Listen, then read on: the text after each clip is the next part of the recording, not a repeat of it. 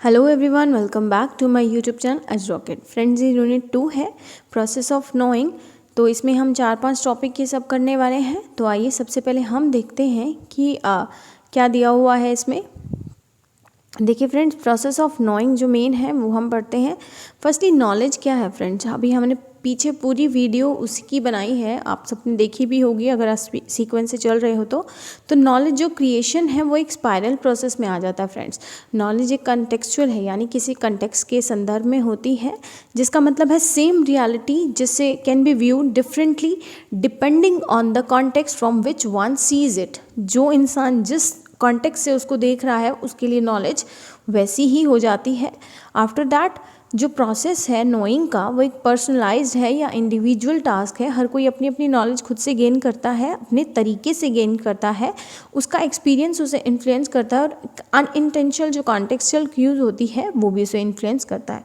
तो 3 एस्पेक्ट्स होते हैं नॉलेज के, एक नॉवर, एक नॉन और एक process of knowing. नॉवर means the person who is मतलब who is getting the knowledge, and the known means the field of study, and process of knowing means जो कनेक्ट करता है knower to नॉन। तो friends main चीज़ें हम इसमें पढ़ रहे हैं। हम देखते हैं ways of knowing. Process of knowing का क्वेश्चन इतना इंपॉर्टेंट नहीं है तो इसलिए हमने उसको थोड़ा ही डिस्कस किया है। अब देखिए वेज ऑफ नोइंग क्या होता है, एक मीन्स है जिसमें हम एक्वायर करते हैं या फिर गेन करते हैं किसी नॉलेज को। एक टीचर से एक्सपेक्ट किया जाता है to train and help the learner in critical evaluation of knowledge so that they can see how different type of knowledge have to be judged in different ways. तो देखिए 4 type के different ways हैं knowledge को देखने के या जानने के। पहला है सेंस परसेप्शन, दूसरा लैंग्वेज, तीसरा इमोशन एंड फोर्थ रीजनिंग। तो सेंस परसेप्शन से आप नॉलेज कैसे गेन करते हो? देखिए परसेप्शन से अगर गेन कर रहे हो तो उसके लिए काफ़ी एक्टिव होना पड़ेगा, सिलेक्टिव होना पड़ेगा, क्योंकि इंटरप्रेटिव प्रोसेस है ये किसी भी चीज़ को रिकॉर्ड करने का। ये जो सेंसरी एक्सपीरियंस है वो प्राइमरीली गेन होते हैं हमारे 5 सेंसेस से, that is touch, taste, smell, hearing and sight. जो कंस्ट्रक्शन होती है इन सब चीज़ों की वो डिपेंड होती है हमारे ब्रेन के इंटरनल स्ट्रक्चर पे या स्ट्रैटेजीज़ पे, क्योंकि काम तो इसमें ब्रेन को ही करना पड़ता है ना। तो सेंस परसेप्शन जो है एक सब्जेक्टिव एक्टिविटी है जो वेरी करती है इंडिविजुअल टू इंडिविजुअल। वो डिपेंड करती है किसी वन की इनेट एबिलिटीज़ पे। हमारा जो इंटेलेक्ट है वो डिफाइन करता है limit of our sense perception. हमारी फिजिकल कंडीशन, मोटिवेशनल डिस्पोजिशन या फिर मेंटल स्टेट जो है डायरेक्ट करती है हमारे सेंस परसेप्शन को। एडवांटेज क्या है इसकी कि नॉलेज जो भी हम गेन करते हैं वो ऑब्जर्वेबल फैक्ट्स पे बेस करती है, इसका मतलब वो ऑब्जेक्टिव है। नॉलेज जो भी हम गेन करते हैं वो टेस्टेड होती है और वेरीफाइड होती है बाय अदर्स इजीली। इसका डिसएडवांटेज क्या है, हम हर नॉलेज को ऑब्जर्व के थ्रू गेन नहीं कर पाते।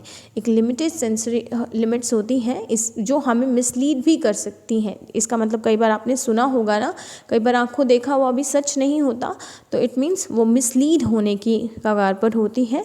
एम्फेसाइज होता है ऑब्जेक्टिविटी पर, तो जिसमें सब्जेक्टिविटी पर ज़्यादा इन्फ्लुएंस नहीं दिया जाता। Next language.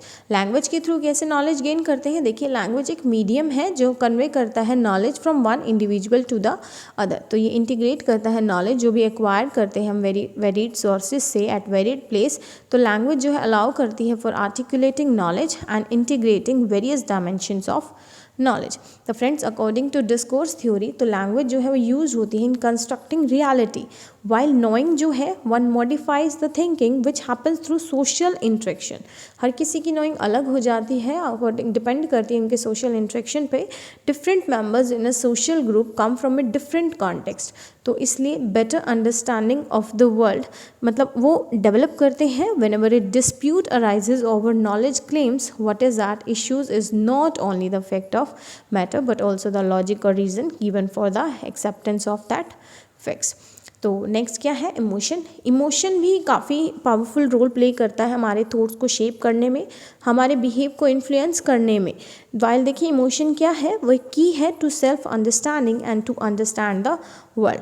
Training of emotion एक की फैक्टर है जिसमें हम एनहेंस करते हैं अपनी टीचिंग लर्निंग प्रोसेस को। अराउज करना positive emotions in the नॉवर facility smooth करता है हमारे ट्रांसमिशन ऑफ नॉलेज को। जो फोर्थ है वो हम रीजनिंग के थ्रू गेन करते हैं। देखिए the ability to use logical deduction. सबको पता है 2 टाइप की नॉलेज रीजनिंग होती है, एक इंडक्टिव एंड डिडक्टिव। तो उसके बारे में हम जानते हैं। तो going from premises to conclusion is known as logical deduction. देखिए फ्रेंड्स, इंडक्शन यानी आगमन, डिडक्शन यानी निगमन। तो इंडक्टिव जो रीजनिंग होती है, आगमन, वो हमेशा ही उदाहरण से नियम पे चलती है, जबकि जो निगमन होती है वो नियम टू उदाहरण चलती है। और उदाहरण हमेशा स्पेसिफिक होते हैं, याद रखना। तो स्पेसिफिक टू जनरल, यानी कि जो उदाहरण से नियम पे जा रही है वो स्पेसिफिक टू जनरल है, और जो नियम टू उदाहरण जा रही है वो जनरल टू स्पेसिफिक है। जनरल आप इसको मतलब बोल सकते हो, जनरलाइजेशन भी आप इसको बोल सकते हो। तो ये नोट करना है कि कंक्लूज़न जो है हमेशा ट्रू नहीं होते अगर प्रेमिसेस ट्रू हो तो। फ्रेंड्स देखिए, सूरज एक मैन है, ये हमारा प्रेमिसेस है, और ऑल मैन्स हैव 8 लेग्स। तो इसका मतलब क्या है कि जो पीटर है या सूरज है उसकी सूरज है जो, उसकी भी 8 लेग्स होंगी।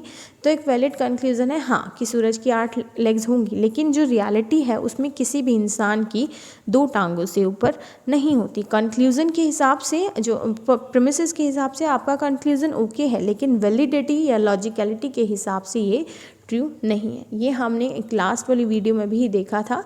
If the premises are true then the conclusion will be true, चाहे वो रियलिटी में हो या ना हो।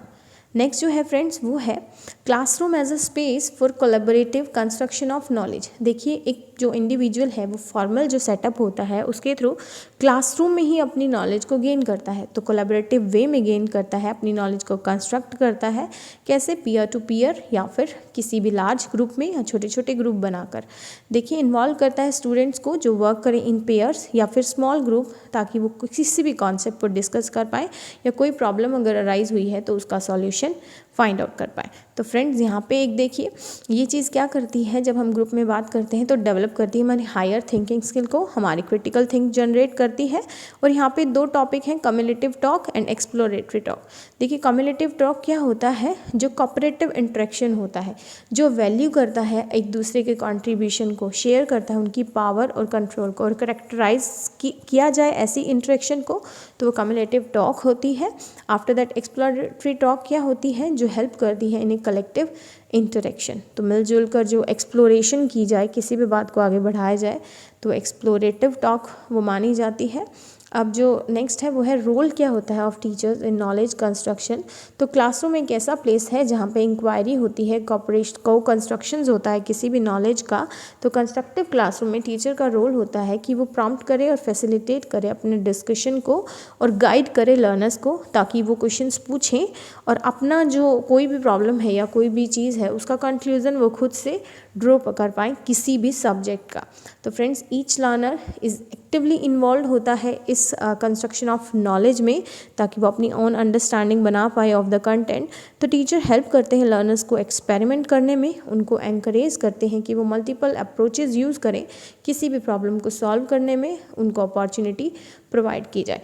इसके अलावा काफ़ी सारे यहाँ पे वो एनकरेज करती है ग्रुप इंटरेक्शन को, इंटर रिलेटेड कॉन्सेप्ट मतलब बनाती है एक टीचर किसी भी सब्जेक्ट या एक्टिविटीज़ अक्रॉस द करिकुलम पे, तो ताकि जो भी एक क्लास में सीखा जाए उसको दूसरी क्लास के थ्रू जोड़ा जाए, मतलब स्ट्रेंथन किया जाए उसकी नॉलेज को।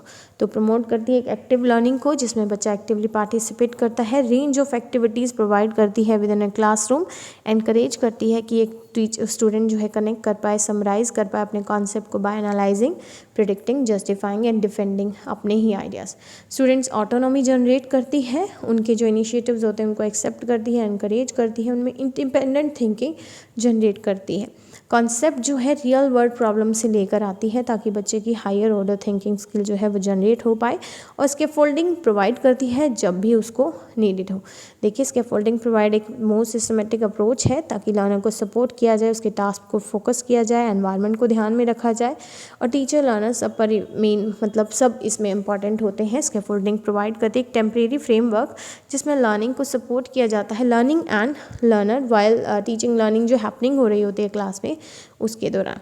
इसके अलावा देखिए फ्रेंड्स, 4 पॉइंट मैंने यहाँ पे भी लिखे हुए हैं। एनकरेज करती है सेल्फ एनालिसिस को, सपोर्ट करते हैं क्रिएटिव एंड कोलैबोरेटिव लर्निंग को, असाइन करते हैं activities and problems that challenge students, provide करती है काफ़ी सारी अपॉर्चुनिटीज़, ओल्ड इन्फॉर्मेशन को रिकन्सिडर करती है, रीअरेंज करती है, और उन्हीं से ही रीएवैल्यूएट करके न्यू जो इन्फॉर्मेशन है उनको एक्वायर करती है। तो फ्रेंड्स ने क्या है, मेथड्स जो प्रमोट करते हैं नॉलेज कंस्ट्रक्शन इन क्लासरूम। तो यहाँ पे आई थिंक 5 हैं। पहला है एक्सपोजिटरी टीचिंग, ये मेथड है जिससे हम नॉलेज को प्रमोट करते हैं अपनी क्लासरूम में। दूसरा है गाइडेड एक्सप्लोरेशन। तीसरा कोऑपरेटिव या कोलैबोरेटिव लर्निंग, आप इसको एक ही बोल सकते हो। इंक्वायरी और प्रॉब्लम बेस्ड लर्निंग, और जो लास्ट है वो है एंकर्ड इंस्ट्रक्शन। तो फर्स्टली एक्सपोजिटरी टीचिंग, जिसे हम डायरेक्ट इंस्ट्रक्शन भी बोलते हैं। इसमें एक रूल प्रेजेंट किया जाता है स्टूडेंट के सामने विद एन एग्जाम्पल, और तब उस पर प्रैक्टिस कराई जाती है। तो टीचर जो है फोकस करती है लर्नर अटेंशन को on the key points of the subject, और यूज़ करती है ग्राफिक्स, डायग्राम्स या फिर कोई और जो मटेरियल उसको प्रोवाइड किया गया हो या अकॉर्डिंग टू चैप्टर मैंडेटरी हो। एग्जाम्पल क्या है, पिक्टोरियल रिलेशनशिप को इंक्लूड करती है, rules, application of the rules बताती है, कॉन्टेक्स्ट बताती है through any historical information, pre requisite information के बारे में भी बताती है। तो गिव करना, कॉन्टेक्चुअल एलेबोरेशन, और हेल्प करना लर्नर को कि वो किसी भी सब्जेक्ट मैटर को अपने डिफरेंट पर्सपेक्टिव से देख पाए, is known as expository teaching. Next है गाइडेड एक्सप्लोरेशन। देखिए इसमें प्रॉब्लम्स को इनकॉर्पोरेट किया जाता है into lecture, laboratory work and field course. For example, अगर आप कोई पीरियोडिक टेबल ऑफ एलिमेंट्स अगर बच्चों को पढ़ा रहे हो, तो आप कोई एक्टिविटी से स्टार्ट कर सकते हो जिसमें डिफरेंट पैटर्न को डिटरमाइन किया गया हो, क्लासीफाई किया गया हो, या आप उनको बोल सकते हो कि अरेंज कीजिए फॉलोइंग सब्सटेंसेस को इन मीनिंगफुल ऑर्डर, जो उनकी प्रॉपर्टी पे बेस्ड हो, यानी कि कलर, नंबर या स्टार्स, जो भी आप कोई भी एक क्राइटेरिया रख सकते हो। तो यहाँ पे कोई भी एक राइट वे नहीं है इन फैक्ट्स को अरेंज करने का, लेकिन कुछ अरेंजमेंट ऐसे होते हैं जो प्रूव कर सकते हैं कि ये काफ़ी यूज़फुल था देन दी अदर्स। तो during this process of exploration हम जो काफ़ी स्ट्रेटेजिकल प्रॉम्प्ट्स हैं, क्यूज़ हैं, क्वेश्चन हैं, डायरेक्ट एक्सप्लेनेशन है या मॉडलिंग है, वो यूज़ कर सकते हैं ताकि हम जो लर्नर की थिंकिंग को गाइड कर पाएँ, उसे फैसिलिटेट कर पाएँ, और उनकी जो रिस्पॉन्सिबिलिटीज़ हैं उनको इंक्रीज़ कर पाएँ कि वो जो अपने टास्क को खुद ब खुद कंप्लीट कर पाएँ और खुद में एक डीप लर्निंग को फोस्टर कर पाएँ। जो थर्ड है कोऑपरेटिव या कोलैबोरेटिव लर्निंग। फ्रेंड्स देखिए, कोऑपरेटिव लर्निंग यानी मिलकर की गई लर्निंग को, जिसमें पीयर टू पीयर लर्निंग होती है या ग्रुप्स बनाकर पढ़ा जाता है। तो कोई भी स्ट्रैटेजी मेथड यहाँ पे चूज़ किया जाता है। लर्नर वर्क करते हैं, कोई असाइनमेंट उनको दिया जाए तो वो अपना पार्टीशन, मतलब एक पार्ट्स को किसी भी डिस्ट्रीब्यूट कर देते हैं और अपने अपने वर्क को कर कर बाकी खुद फिर लास्ट में खुद असेंबल करते हैं और उसको टीचर के सामने प्रेजेंट करते हैं। तो केस स्टडी, प्रोजेक्ट या थिंक पेयर शेयर एक्टिविटी है वो आप इसमें डाल सकते हो। फोर्थ है इंक्वायरी और प्रॉब्लम बेस्ड लर्निंग। तो फ्रेंड्स, लर्नर जो है अटेम्प्ट करता है क्वेश्चन को इन्वेस्टिगेट करने की, कोई सिनारियो जो भी उसको टीचर के द्वारा दिया गया हो। ये अप्रोच जो है पुट करती है learners questions, ideas and observation in the centre. Inquiry based जो लर्निंग है वो कंसर्न होती है with the creative approach of combining the best approach to instruction. इसमें काफ़ी सारी चीज़ें होती है, गाइडेड लर्निंग होती है, स्मॉल ग्रुप क्रिएट किए जाते हैं। फॉर एग्जांपल जैसे सीड जर्मिनेशन है, तो लर्नर स्टडी करते हैं various factors affecting germination in whole group या फिर स्मॉल ग्रुप सोसाइटी, कि कितनी अमाउंट ऑफ लाइट है जो अफेक्ट कर रही है सीड जनरेशन को, टेम्परेचर क्या रिक्वायरमेंट है उसकी, कितने टाइप के सीड जर्मिनेट होते हैं अंडर सिमिलर कंडीशन। तो ये सब जो एक्सपेरिमेंट होते हैं, तो यहाँ पे जो जितने भी ग्रुप को ये काम दिया वो शेयर करते हैं अपने रिजल्ट को, their observation within the class. तो ये था इंक्वायरी और प्रॉब्लम बेस्ड लर्निंग, जिसमें पर्टिकुलर प्रॉब्लम दी जाती है स्टूडेंट्स को। नेक्स्ट क्या है, एंकर्ड इंस्ट्रक्शन। तो फ्रेंड्स, ये हेल्प करती है लर्नर को ताकि वो मोर एक्टिवली एंगेज हो अपनी लर्निंग में बाय सिचुएटिंग और anchoring instruction around an interesting topic. इसमें एनवायरनमेंट को ऐसे डिज़ाइन किया जाता है जिसमें लर्नर्स को हेल्प की जाए ताकि वो अपनी एक थिंकिंग स्किल को इफेक्टिव बना पाए, किसी भी प्रॉब्लम को सॉल्व कर पाए, थिंकिंग को क्रिटिकली बना पाए और इफेक्टिव वे में मीन्स सारे काम कर पाएँ। और फ्रेंड्स, इसमें जो है एम्फेसाइज किया जाता है need to provide learners with opportunity to think about and work on problems. Emphasise करते हैं ग्रुप्स और कोलैबोरेटिव प्रॉब्लम सॉल्विंग। तो इसमें आप थिंक पेयर शेयर एक्टिविटी कर सकते हो। जैसे इसका एग्जांपल और है कि कॉजेज़ ऑफ सीजन आप बच्चों को दे सकते हो। एक टॉपिक है ये जिसमें बच्चे जो हैं इसके पीछे का कारण पता लगा पाएंगे कि कॉजेज़ ऑफ सीजन जो है वो क्यों हो रहे हैं। वो पेयर बना सकते हैं, एक्सप्लेन कर सकते हैं सीज़न को, जो भी मिसकंसेप्शन है उसको मतलब ठीक कर सकते हैं। तो काफ़ी सारी एक्टिविटीज़ जो हैं वो बच्चे इसमें कर सकते हैं जनरेट, और फिर टीचर के सामने इस चीज़ को रिप्रेजेंट कर सकते हैं। तो फ्रेंड्स, ये 5 टाइप्स की लर्निंग थी, जो मेथड्स थे जिससे आप क्या कर सकते हो, प्रमोट कर सकते हो नॉलेज कंस्ट्रक्शन को अपनी क्लासरूम में। तो फ्रेंड्स, ये यूनिट 2 थी। मिलते हैं नेक्स्ट वीडियो में। Till then bye bye and take care.